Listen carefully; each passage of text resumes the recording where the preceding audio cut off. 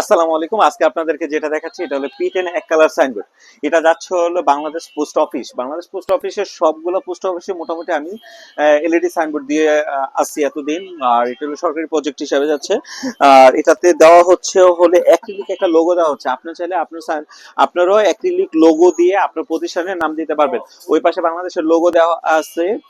আর এটার সুবিধা হলো এটা আপনার মোবাইলের মাধ্যমে লেখা চেঞ্জ করতে পারবেন।